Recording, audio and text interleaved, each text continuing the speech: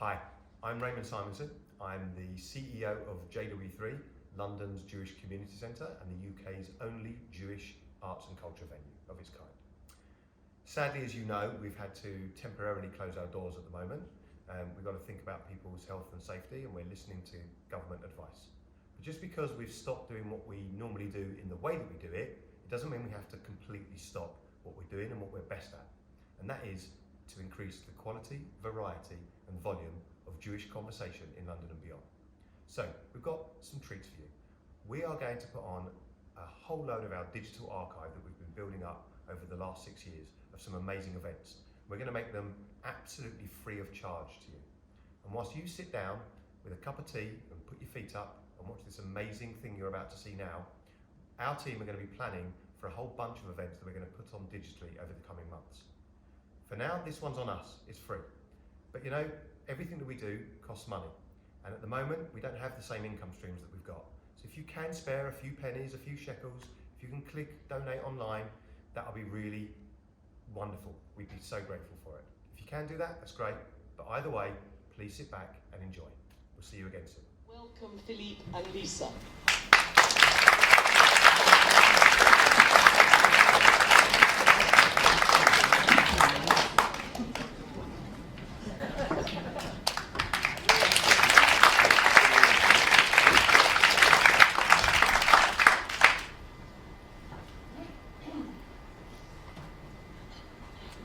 We're here. It's truly here. Please want to introduce us. I think she's not. Oh, you've done it. Oh, I didn't hear it. What did you say? All right, well then we can go straight ahead. Sorry, I didn't see you. Well, you probably know then that I'm the girl. I'm Lisa Appignanesi, and this is Philippe Sands. And it's a very great pleasure to be here this evening. And to be allowed to have an hour or so's conversation with this very great man who has written this utterly compelling book, which I hope if you haven't yet read, you all will. Philippe Sands needs no introduction, I think, but I'm going to say just a few words so that for those of you who need your memories refreshed, it will be there.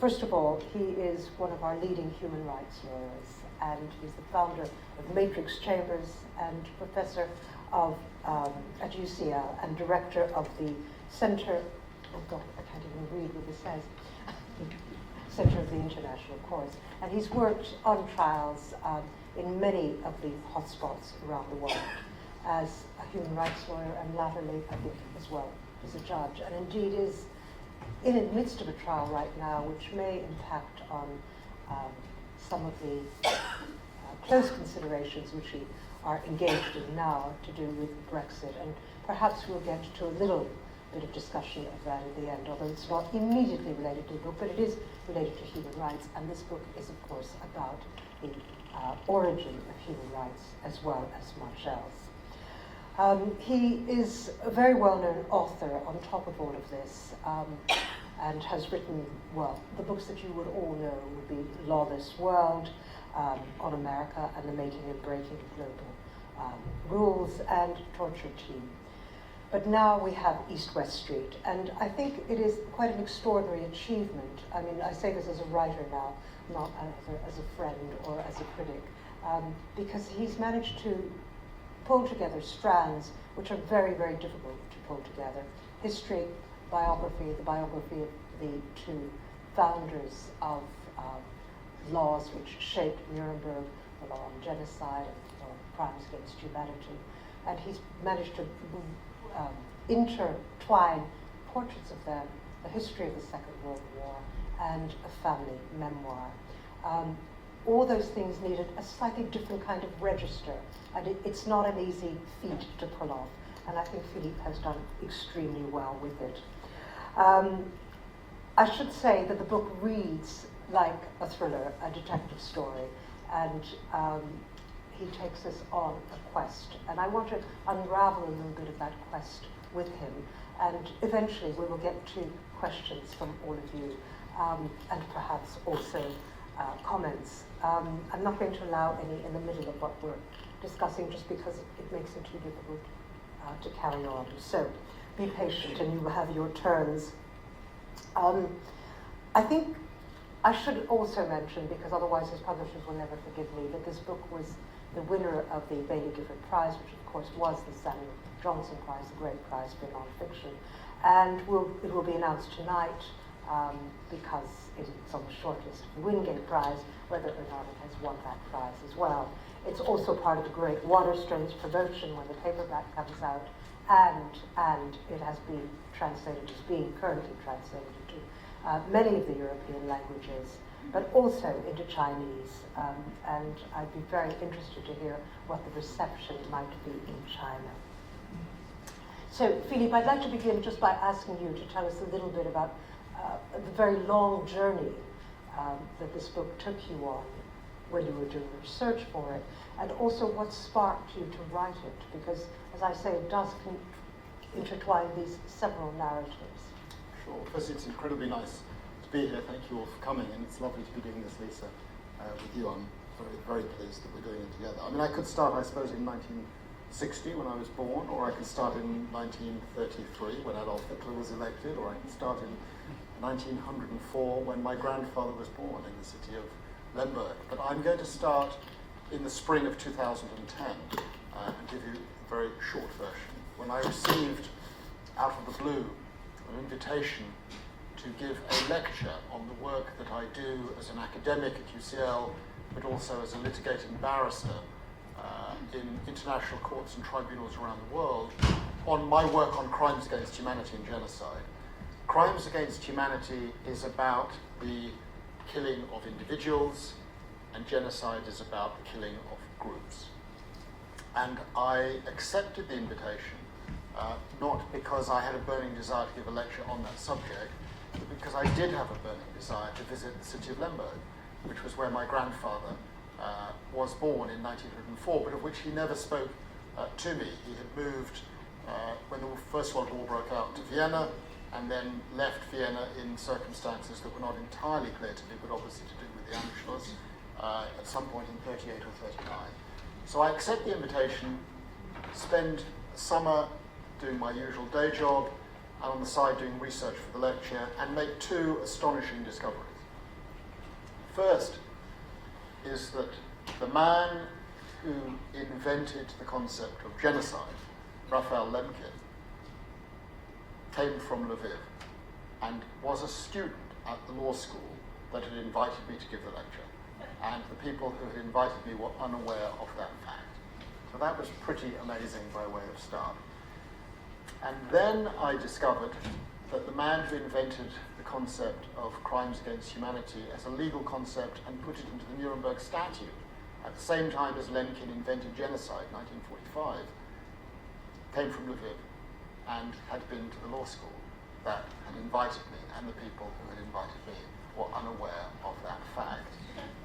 You couldn't, I think, invent a more astonishing, for a legal subject, set of coincidences. And of course, when I arrived in Lviv, as it's now called, with all this information, they were pretty astounded. They'd never really heard about these characters as being associated with their city or their law school. And now here was this London person with roots in Lemberg coming to tell them that they, not only the city, but this very law faculty, this very room, was at the heart of modern international criminal law, at the heart of the Nuremberg trial. And that became the beginning of a sort of love affair with the city, and a greater interest in these two concepts, and a greater interest in these two men, and eventually the idea for a book about three men: my grandfather Leon Buchholz, Hersch Lauterpacht, Crimes Against Humanity, and Raphael Lemkin, Genocide. And into the research, after about a year, stepped a fourth man by the name of Hans Frank, who had been Adolf Hitler's personal lawyer from 1928 to 1933, then a Minister of Justice, and then Governor General of occupied Poland, and who arrived in Lemberg on the 1st of August 1942 to deliver a speech in which he would announce the elimination of the entire Jewish population of over 100,000. And in the ensuing weeks, the entire families in Lemberg and nearby Żółkiew of Leon, Lauterpacht, and Lemkin were exterminated. And so he became the point of connection. So that is the heart of the book. It's a double detective story. The personal story, what happened to my grandfather and his family, and the more public legal story, what happened in the relations between these three men. And then, as you will see, the overlapping connections between the two, which were completely unexpected. You begin with Nuremberg, the Nuremberg trials, and it's a wonderfully dramatic place to begin because there's nothing like a trial to get you going. But you have to weave into that the story of these three men, and your own family story, in a sense, goes into the background for a little while.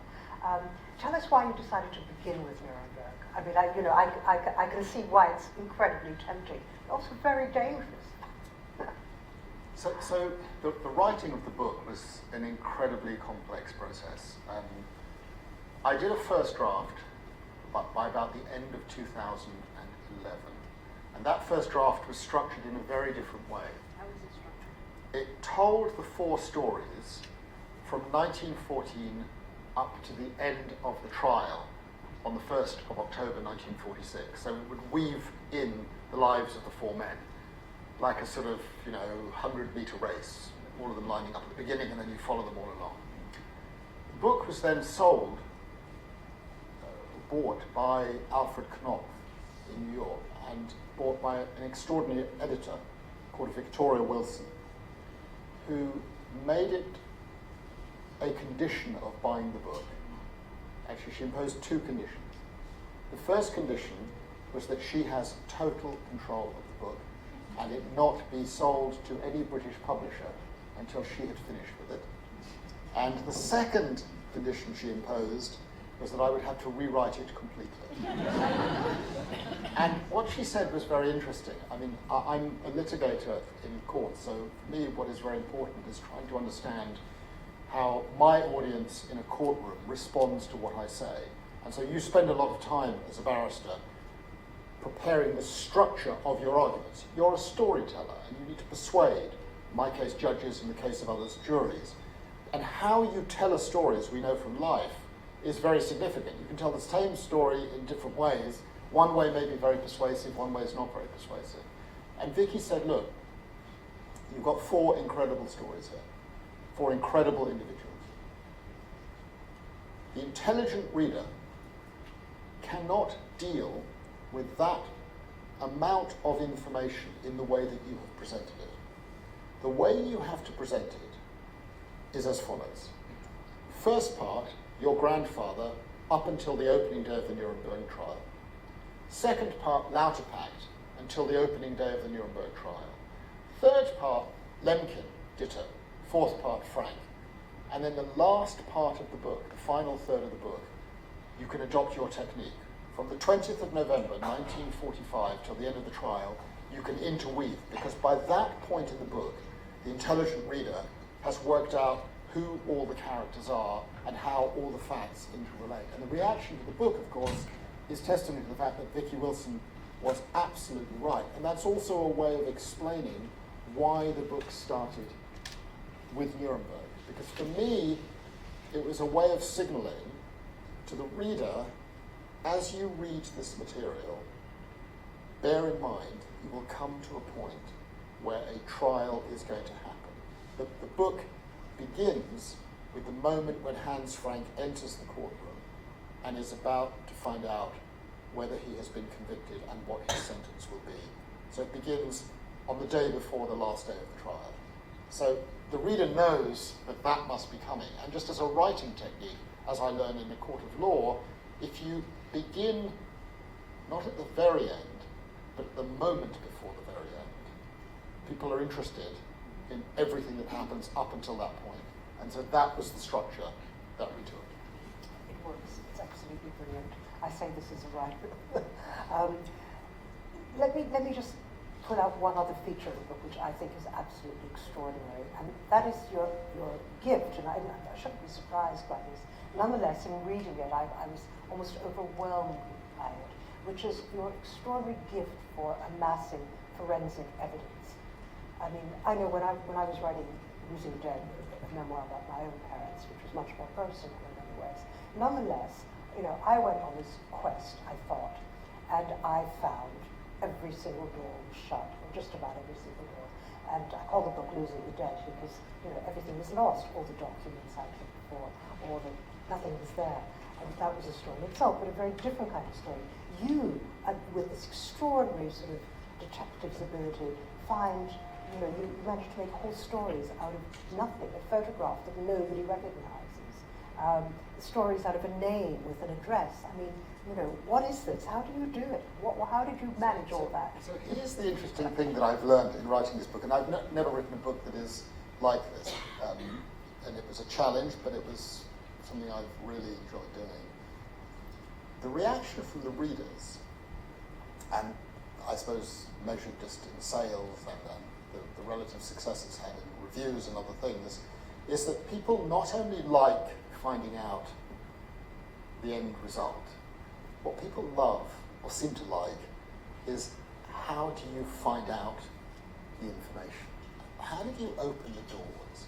So you start with a name on a piece of paper. There's a character in the book called Miss Tilney, where all I had was a scrap of paper that my mother had given me, 1.5 inches by 1.5 inches, Miss E.M. Tilney, Norwich, Angleterre. It's 2010, 2011. It's like a needle in a haystack. I need to find out who this person is. I believe this person to be the person who saved my mother's life and to whom I am therefore deeply grateful. I exist because of her. And I want to find out who she is. How do you begin? So you imagine that she comes from Norwich because she's written that down. And you then get the national census for the United Kingdom for the period around the time we imagine she might have done what she did, 1920s, 1930s. And you search out all the women in and around Norwich called Tilney. It turns out there's loads of them. And there's even 4 E.M. Tilneys who are female. It was incredible. And so you then have whittled it down to these 4 characters, and you then start tracing their families and ringing them up and finding out whether there was a person. And you end up finding what it is you want. And what is remarkable is the records are out there. For each and every one of you in this room who's looking for a piece of information, I'm living proof that it can be done. And for an intelligent reader, having that journey explained in an accessible way, how my mind worked, presented with a question that I needed to find out, it illustrates how, basically with the internet and with a telephone, you can pretty much find out anything you want to find out about these kinds of questions. And the journey, I think, is part of the reason the book has resonated. And I'm able to tell that journey because that's what I do in a court of law. That's what I do when I'm doing a case. I've got a fact that I have to prove. I have to find its existence, and then I have to persuade 5 or 15 or 21 judges that what I'm telling them is the truth. And so my training is finding evidence, the muck of evidence. And so that's what you're describing. And you know, it's so my this job. book has more evidence than any memoir I've ever read. And yet, interestingly, you know, I worried a lot whether people could cope, and Vicky worried a bit about whether people could cope with so much information. But it's astonishing, the reaction that's produced. I was telling Lisa before, over a quick supper that we had, that I've had, in 6 months, I was going over them to write an afterword for the paperback, which will come out in a few months' time. I've had over 1,500 emails, more than 300 letters. And most of the emails, I was going back over them in the last couple of days, they focus on a tiny point of detail that people pick up and focus on. We love points of detail, it turns out. And we can cope with it. And we can cope with a lot of detail. So what was the mystery for you that sent you on this journey? I mean, there must have been something. Was it how your mother got from Vienna to Paris? I mean, what was tell us a little bit about that. I wanted to know who my grandfather really was. Okay. That's Why? what I wanted to know.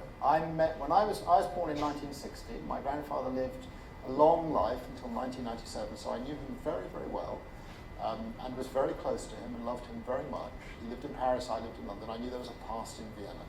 But I also knew, as my brother knew, growing up in a household, which you'll be very familiar with, that there were certain things one did not talk about. One didn't talk about what happened before 1945, because there was a sort of protective sense that it's painful, it's difficult, just don't go there. But I've talked a lot with my brother. We knew things had happened. And of course, you don't know exactly what's happened. And there comes a point where you want to know exactly what has happened. So shortly before I made the trip to Lviv, I asked my mum, who is with us tonight, I'm delighted to say, whether she had any papers from my grandfather. And she said, I do actually. She brought out these two battered old briefcases, mini suitcases, with tons of things in them. And we laid them out on the floor, and I spent several hours just going over them. And there were a whole load of documents in it and photographs that really interested me that I'd never seen before.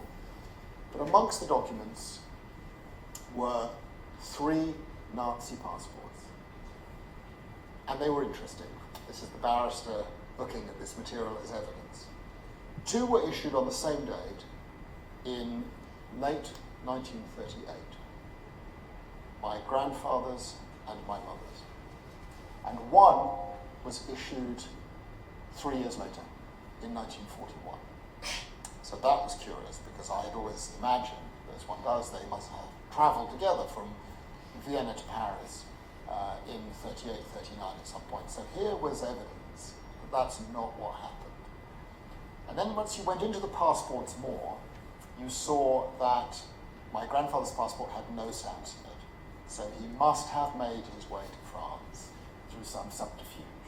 And my mother's had a passport stamping it 23rd of July, 1939, entry into France. So from that material alone, I was able to work out they had not travelled together to Paris. They had travelled separately. And from that discovery, other questions arose.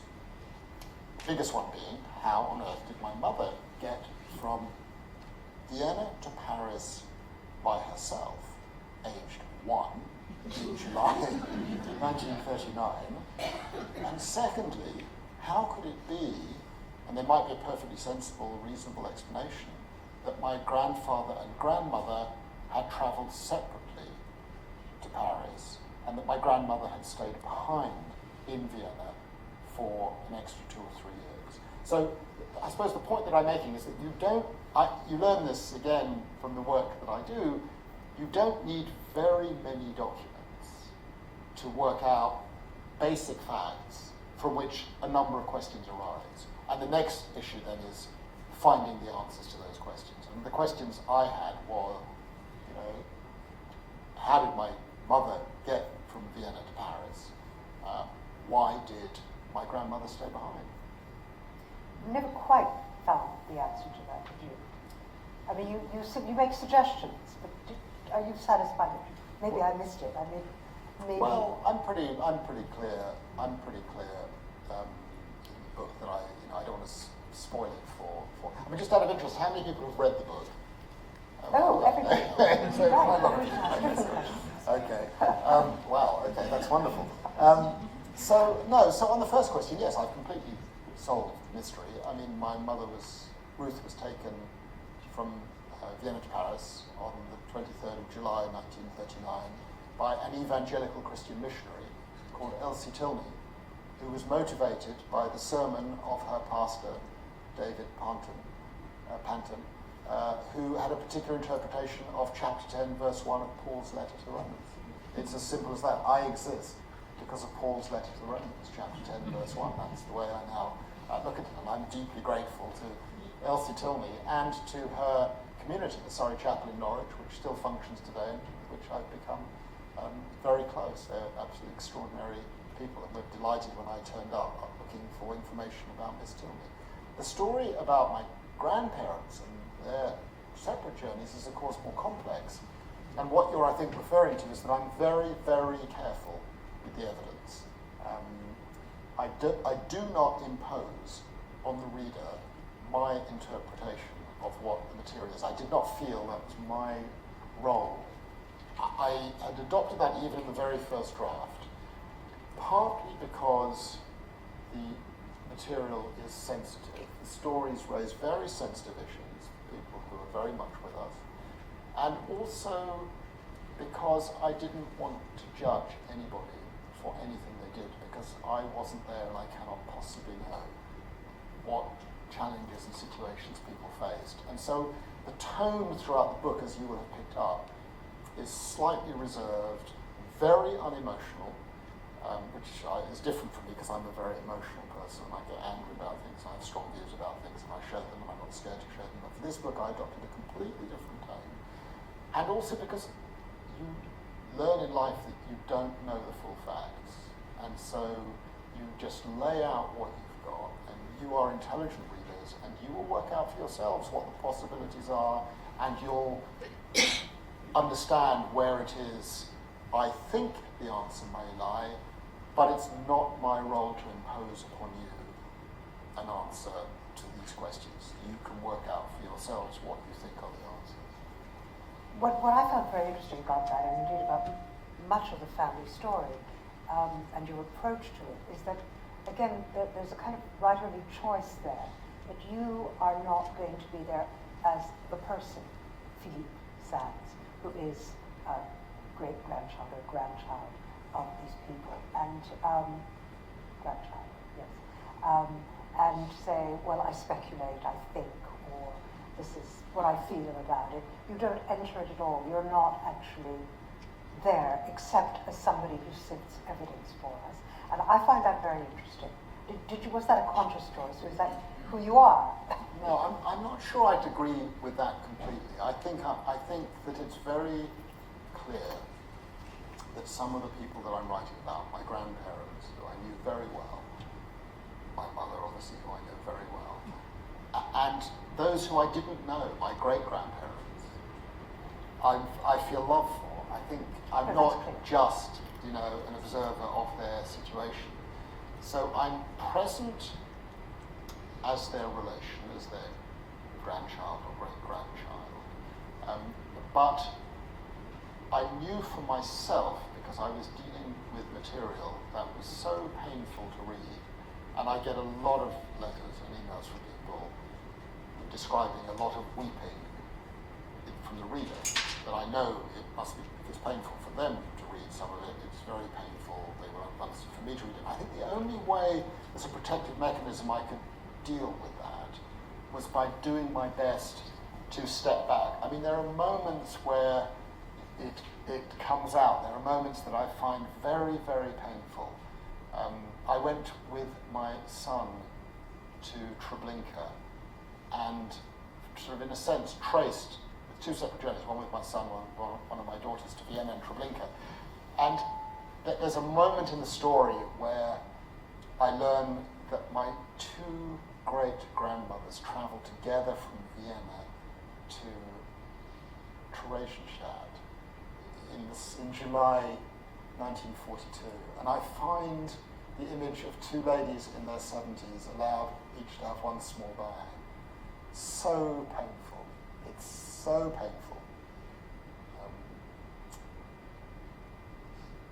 That to write about that, you need to distance yourself, to be able to talk about these things in a way that a reader will be able to understand. And so I interject then in it points of details that essentially that help me. So I discover the list of all of the people who were transported. This is the point of detail thing again, which I find helpful, because points of detail allow you to sort of cut out emotion in a certain sense. And I find the list of the 1,000 elderly Viennese Jews who are transported from Theresienstadt to Treblinka on the 23rd of September 1942. And they include the three sisters of Sigmund Freud. So I think, that's pretty amazing that my great-grandma was on the same transport as Sigmund Freud's three sisters. You see what I'm saying? It's not something you encounter with pride, but it makes it all of a sudden real. She wasn't just an animal being transported. She was a human being with 999 other human beings being transported in this way. And those other people were real people with real names, with real lives, with real families. It's the humanization of a story that we all know very, very well. And that was very significant because that, by complete coincidence, connected with the only witness from the Treblinka camp, one of only, I think, 6 people who survived Treblinka, who gave testimony at the Nuremberg trial. I've read the entire transcript of the Nuremberg trial, literally 10,000 pages. And on the 23rd of September 1942, a man called Samuel Reisman was on the platform at Treblinka and watched the 3 sisters of Sigmund Freud get off the train. So it brings it alive. So I'm thinking, if he saw the 3 Freud sisters, he must have seen my great-grandmother. And so all of a sudden, you read the testimony at the Nuremberg trial of Sam Reisman in a totally different way. Because Sam Reisman becomes the last person who saw my great-grandmother alive. And he's giving testimony in the Nuremberg trial. And that has another consequence. It brings your family to the Nuremberg trial in a very direct way. And so, again, it's like the issue of passports. You take what seems like a tiny fact, and it transforms our connection with what is being said all of a sudden. And you can go onto YouTube and you can watch Samuel Reisman give, you just type in Samuel Reisman Nuremberg into YouTube, and you will see him giving testimony. And you will look at the man who saw your great-grandmother get off the train at that moment. And that brings it alive. And I think the heart of the book is that sense of bringing alive real people who I didn't know, but who had real stories and real existences, and that has been really good for me. In a sense, that's a very therapeutic thing for me to have gone through. I mean, that's a wonderful point. There's a wonderful gloss on that story with the Freud sisters, which is incredibly moving too. I mean, which you told me, and I think it's in the book if I remember correctly, about the sisters going up to one of the guards and saying, but my brother is Sigmund Freud. My brother is Sigmund Freud.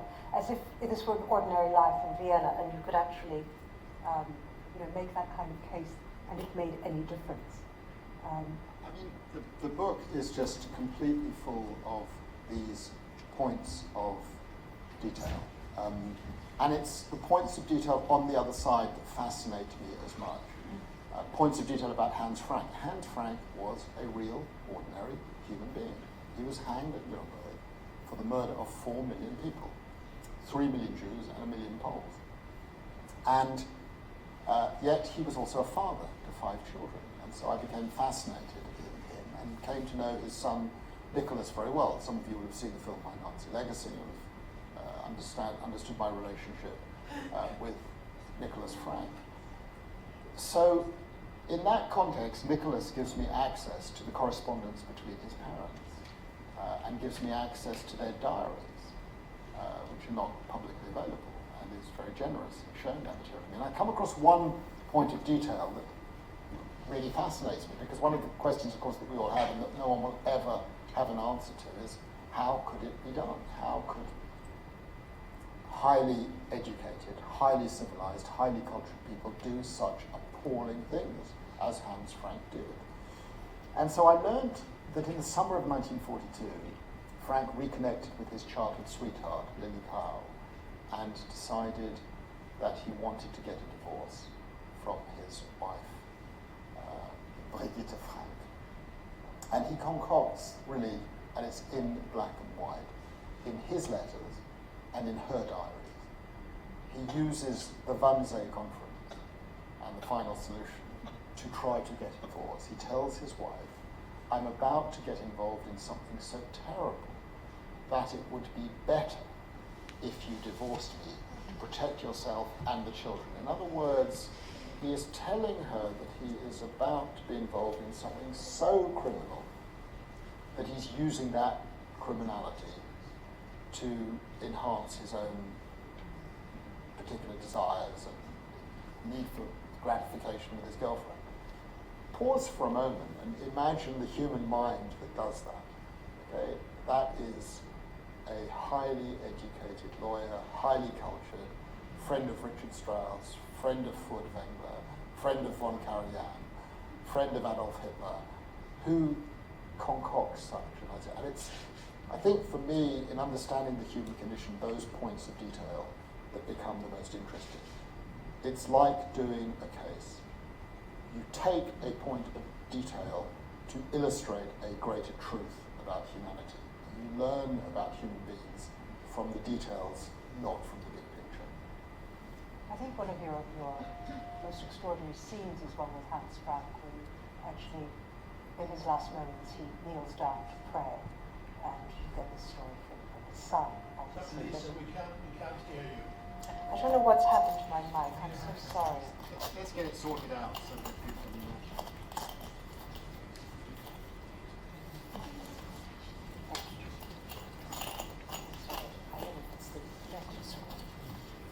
I think one of the... Can you hear me now? It's not. It's going to be turned on. It's going to be turned on. Has it come on now? Yes. I'm so sorry, everyone. I was just saying that one of the most extraordinary points about Hans Frank and the most beautiful, the most evocative descriptions is when he, in his last moments, just before he is sent to his death, he kneels down to pray in the prison. And you made me think of that when you were talking about his letter to his girlfriend or to his wife about her not wanting to be there for the final solution. And I was wondering whether his Catholicism came into that, because it seems to me that he's a very strange mix of a person as you describe him. I have no knowledge of him outside your description and indeed his sons. And he is a monster, and at the same time there's something rather pathetic about him. Yeah, I mean, the theme, one of the themes that oscillates throughout the book is really who are we? Just to tease out that issue of his Catholicism. Lauterpacht believed passionately in the protection of individuals, that every individual human being has inherent qualities that are worthy of protection by minimum rights, and you must protect the individual. Lemkin, on the other hand, says, okay, that's all well and good, but actually people don't get killed in large quantities because of their inherent individual qualities. They get killed or abused because they're a member of a group that is hated from time to time. And so the law has got to protect them as a group. Ah, yes, says Lauterpacht, but the reality is, if you start protecting groups rather than individuals, or give primacy to groups over individuals, you will replace the tyranny of the state with the tyranny of groups. So that is a constant theme throughout the book, and I'm constantly asking myself, who am I with, and who am I? Am I an individual, or am I a member of a group? Which groups are important for me in terms of my sense of identity? And there is this constant oscillation throughout the book. That is also part of Frank's situation. Frank is born Protestant, and in the summer of 1945, in October 1945, he converts to Catholicism. Why he does that is unclear, but he does. And that became significant for me at a moment that I discovered very accidentally, and a lot of the things that I discovered were accidental, that right at the end of the trial, and just to pause for a moment, those of you who read the book can imagine the scenario, Lauterpacht and Lemkin both get hired, but by different teams. Lauterpacht by the Brits, Lemkin by the Americans, to join the prosecution team. And they end up prosecuting Hans Frank without realizing that the man they're prosecuting has killed their entire family. So that is a really big thing to imagine. In the summer of 46, in July 46, Lauterpacht writes to his son Elie, who was my teacher of international at Cambridge and who sadly just passed away last week, and says, look, this is a really difficult moment. I just learned basically that everyone has perished in Lemberg, with the exception of my niece, Inka. That's difficult enough for me to cope with, and I am also preparing the closing arguments for the Attorney General Hartley Shawcross, which he will deliver in a week's time. What helps me to get through this period of intense difficulty is to listen to the Matthew Passion. Now, the Matthew Passion by Johann Sebastian Bach is actually, as I discovered from writing this book and researching it, an absolutely revolutionary piece of work, because it is Bach basically sticking it to the Catholics. Every chorus in the Matthew Passion, the members of the chorus sing as ich, I. In other words, as an individual, not as a member of a group. Not wir, not we, collective.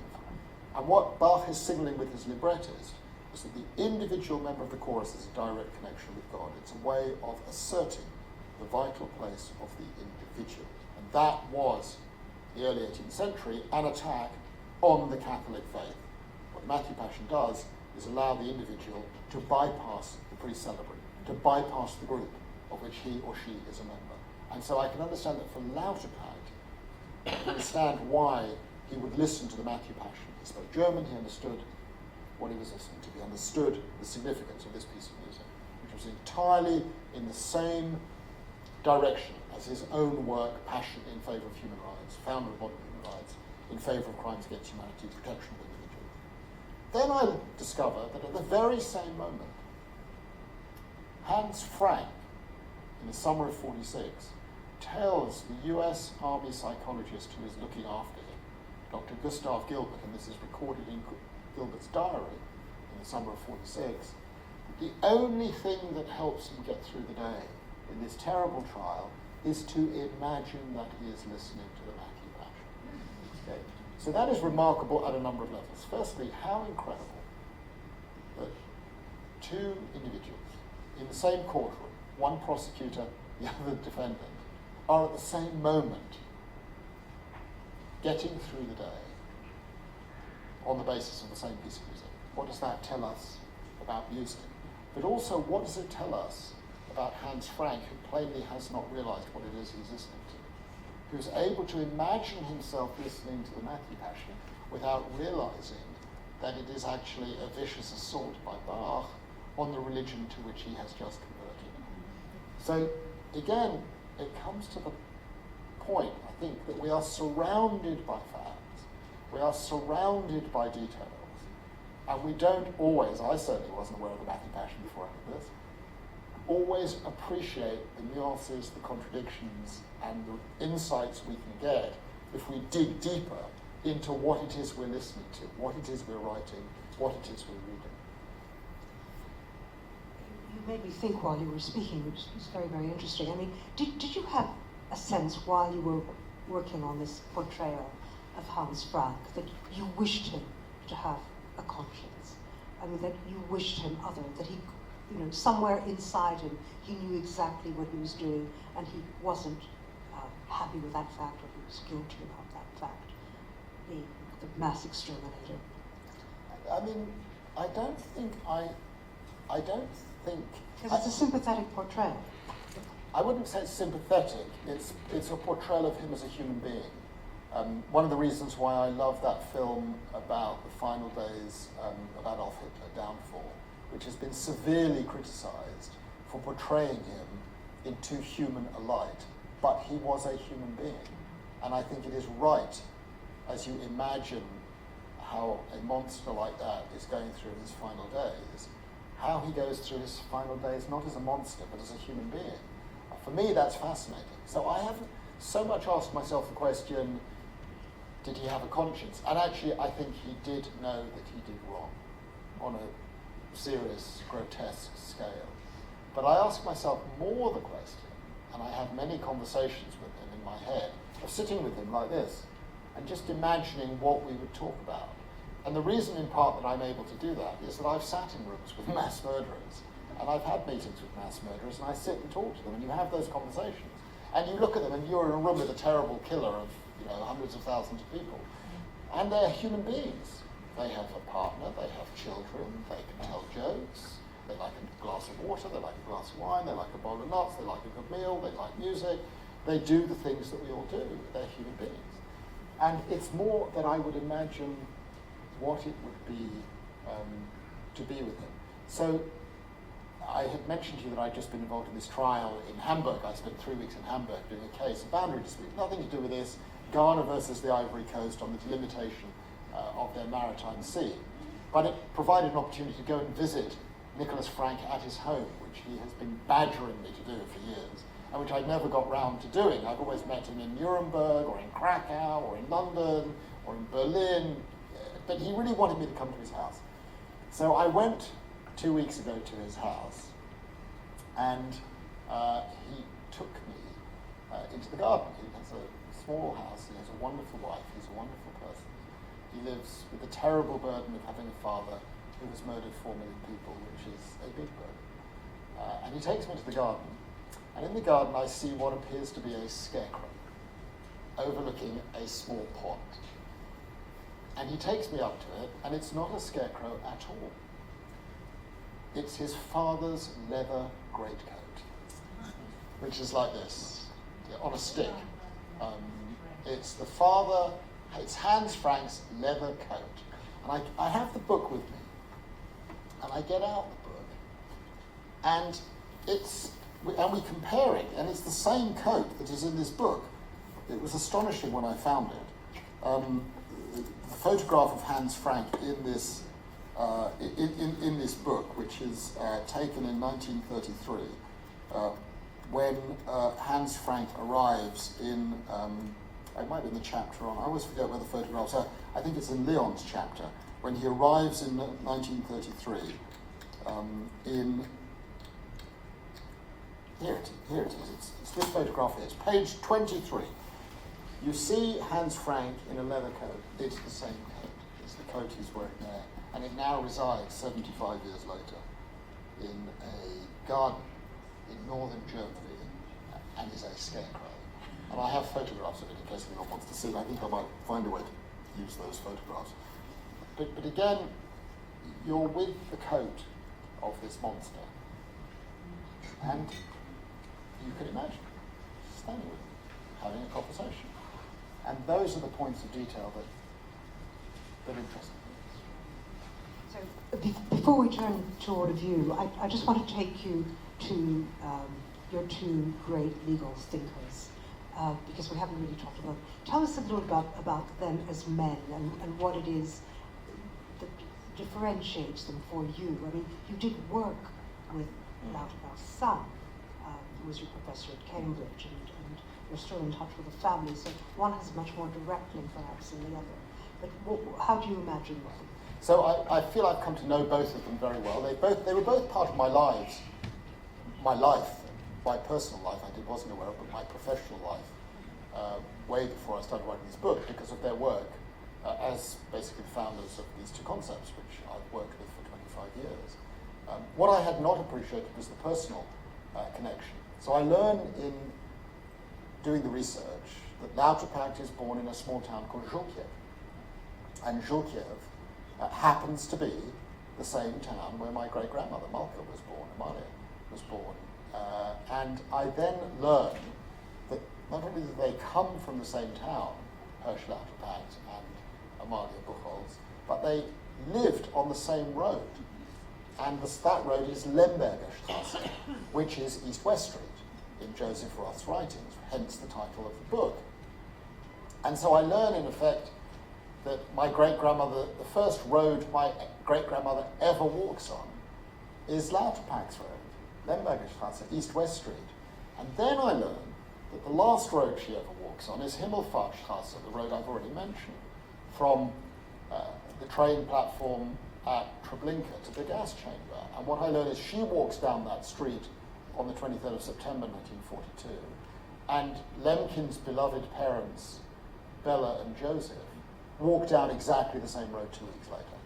So there is this really strange sense of connection that they not only are intellectually and legally and professionally part of my life, but they walked the same roads. And that touches me very much.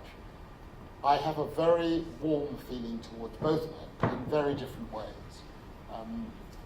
Lauterbach was a great scholar, reputedly had a good sense of humour, but quite a cold person. Not, I think, someone who would have been hugely entertaining over dinner.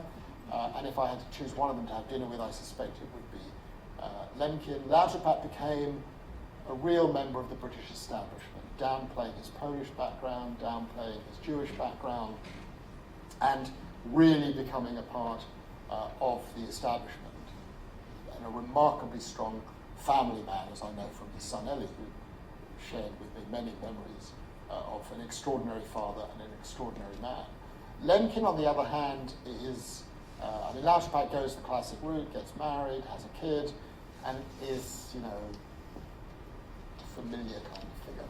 Lemkin is, you couldn't invent Lemkin. Lemkin is a loner, he is an obsessive, he's focused only on his subject of genocide, he never gets married, he never has a relationship of which anyone has any information.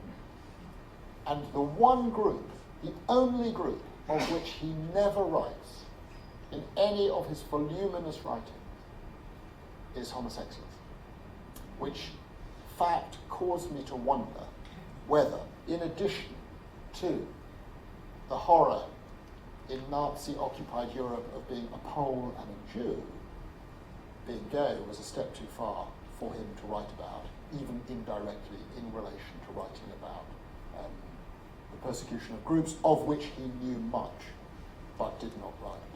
And then I began to explore that a little bit further, and eventually I've met a lot of, I've come to really appreciate people in their 90s. That's a group that I really have come to love, with their incredible stories and memories and wonderful way to recount human experience. And one that I met, an extraordinary lady called Nancy, actually she's a little younger, in her 80s. Nancy was a student in New York at Columbia, at Barnard College, in 1959, when she sat in Riverside Park and had a picnic with a friend of hers.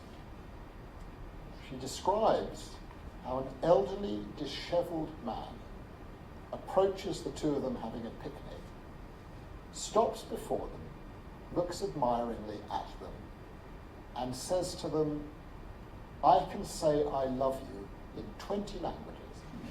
And that is her introduction to Raphael Lemkin. It's a very heartwarming tale. She befriends him. She becomes his research assistant. She types out the memoir that he writes that will be published 60 years later. He never gets to see it published. And then I meet her 3 or 4 years ago, and we become friends. And one day, she says to me, "Would you like to see his poems?" No one's ever seen his poems. No one knew that he wrote poems.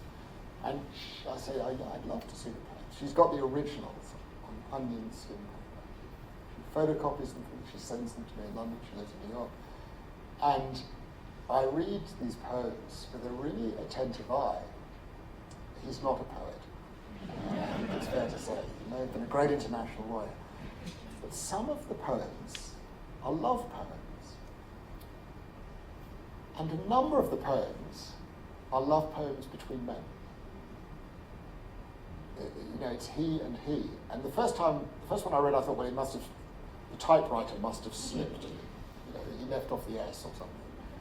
But as you read through it, I think you can work out, and it makes me feel even more warm towards him, that he had a whole other life that he could not express openly because of the period in which he lived, and in a sense, how difficult and even tragic that must have seemed. So they are both remarkable individuals. One of the most striking things about the whole 7 years of doing this research is it seems that the two of them never actually met. Same law school, same town, not at the same moment, same trial, never in the courtroom on the same day. They're like two ships going in the same direction, coming close together and passing in different directions. And that touches me also, that that they didn't. They knew of each other's work because they both cited each other, but they never met. Do you think there's something in the story of the Jews in that particular part of the 20th century, between the wars and through the Holocaust, which actually helped or motivated them to think legally in terms of the creation of human rights? No question, the answer to that is yes. There's no question in my mind that the fact that both men came from the city of Lemberg, Lviv, is absolutely central to the invention of these two concepts. And the fact that they were Jewish is central to the invention of these two concepts. Lemberg, Lviv, Lvov, in that period, was a community of essentially three groups: the Poles, the Ukrainians, and the Jews. There was a smattering of others, Armenians, Phoenicians, and a few others, but essentially life in Lemberg was a struggle between three groups. And for both men, their own personal experiences in the streets, in the university, in their daily lives, would have been to ask themselves the question, how can the law work its magic to make groups get on better? How can the law be marshaled to avoid one group doing terrible things to another group? And they both asked themselves that question, but they came up with a different answer. So they both had a belief in the rule of law and the idea of international law, but for Lauterpacht it was the individual, for Lemkin it was the group. They were both Jewish in their daily lives, neither religious in an extreme or excessive sort of way, but both very Jewish identified, both concerned with text, both concerned with interpretation, both concerned with the structure of community, both concerned with how rules function. And for me, it's very hard to imagine. I mean, you know, you couldn't imagine two people in London in 2017 inventing the concepts of genocide and crimes against humanity.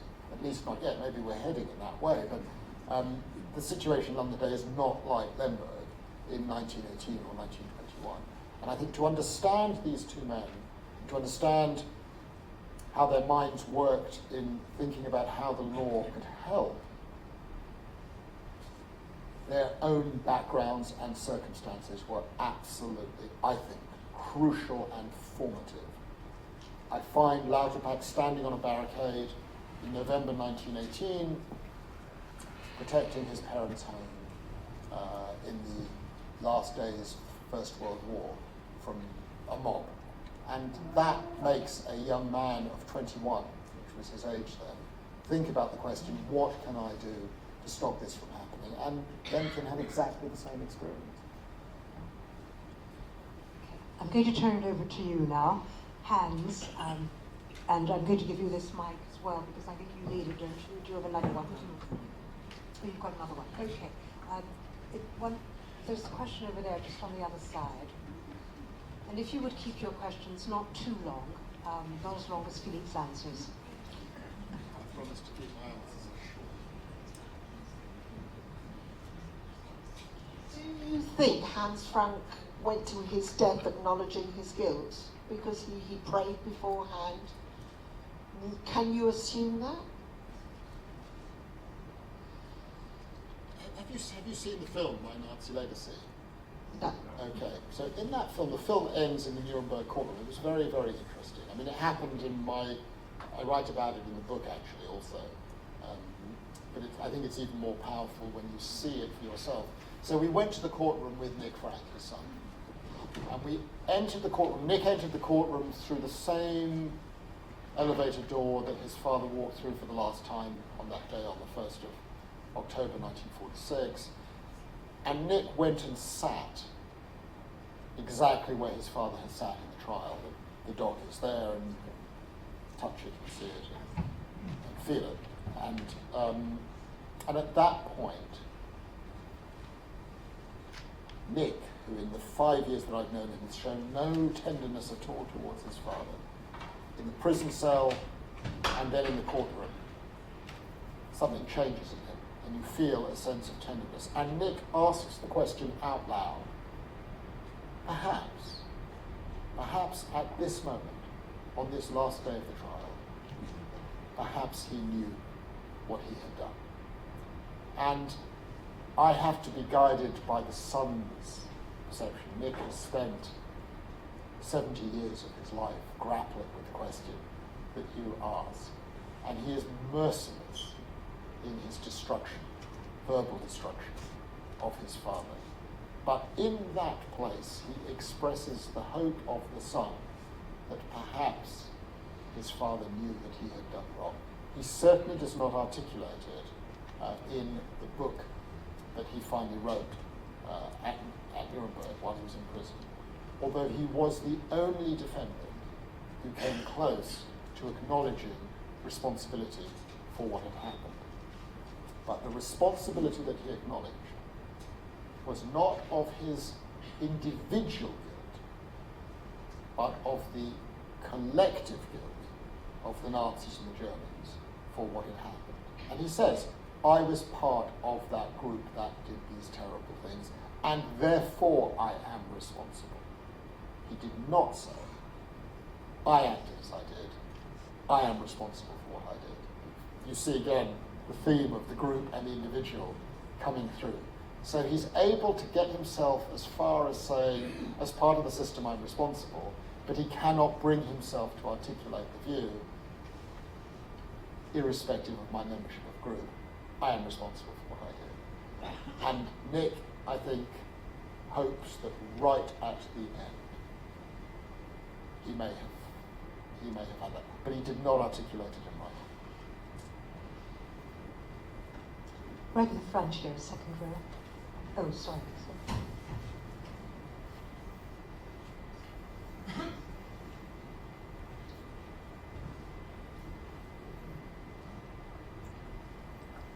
Thank you. How has researching and writing this book and all the relationships you've made changed you?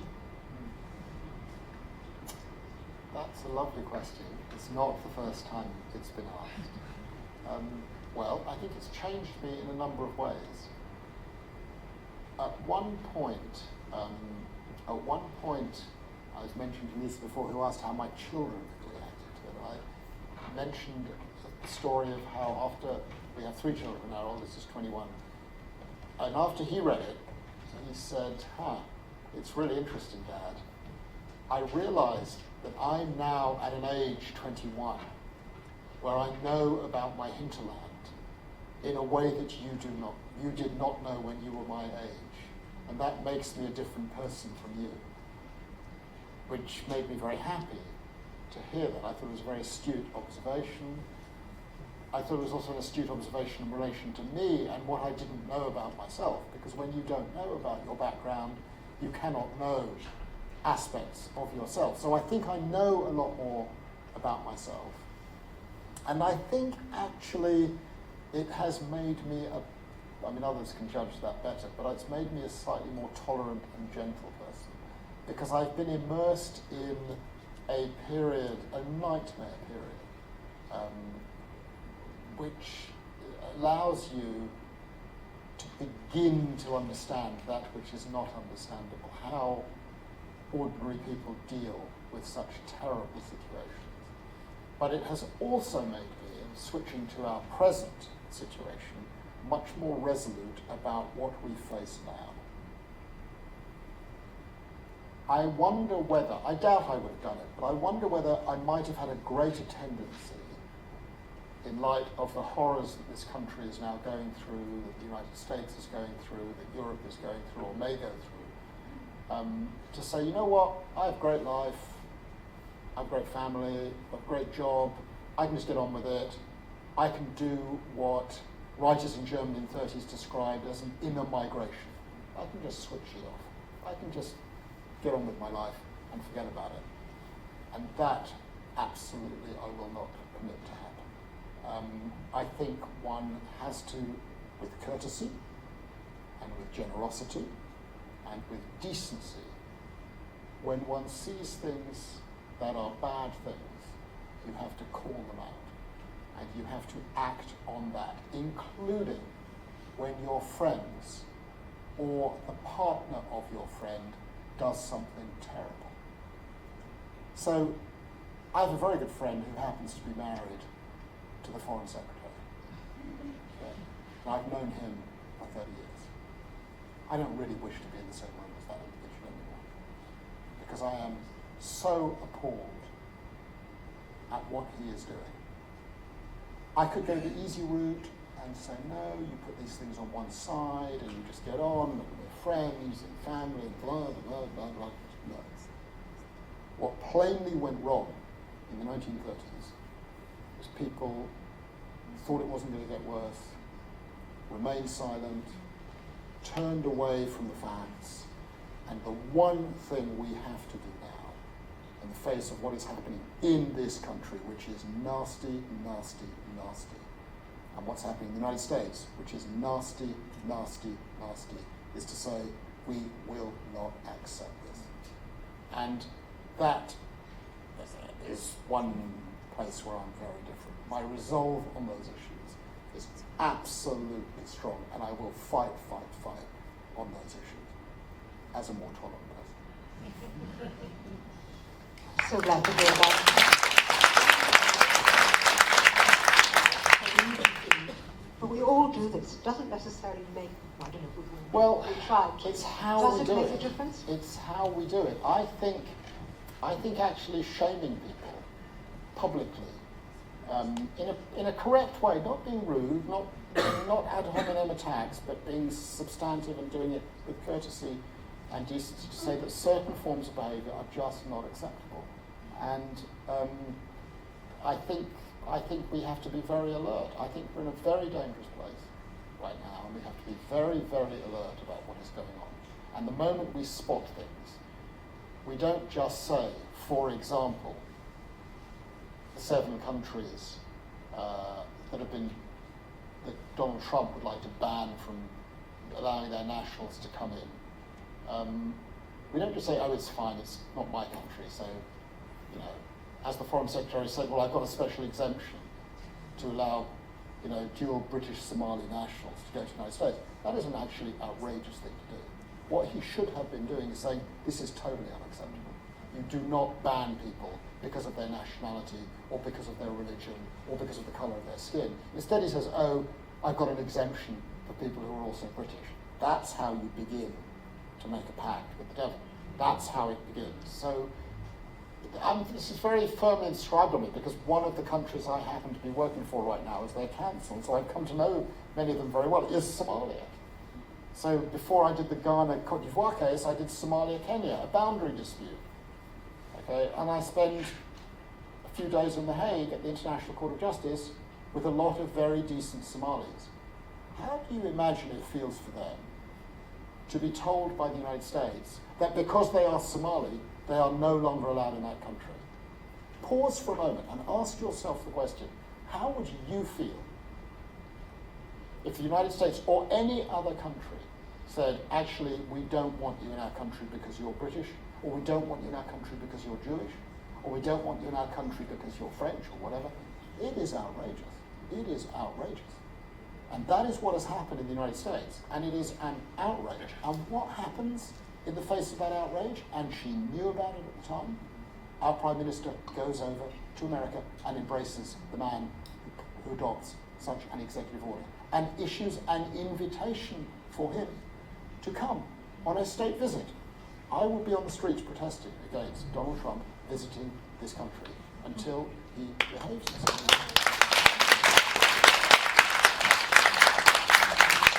We've got the same foreign policy now, I'm afraid. But let's take some more questions.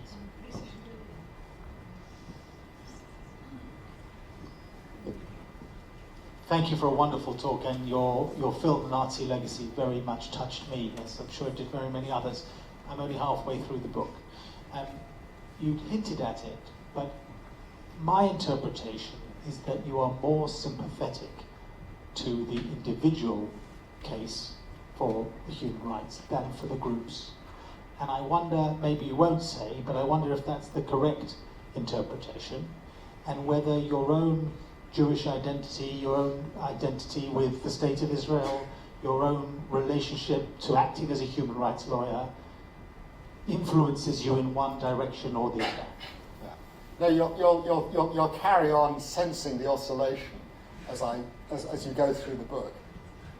And the truth of it is I'm in a constant state of oscillation. I can't really work out which of the two men sort of intellectually I'm with. I mean, I think intellectually, in an ideal world, I'm with Lauterpacht.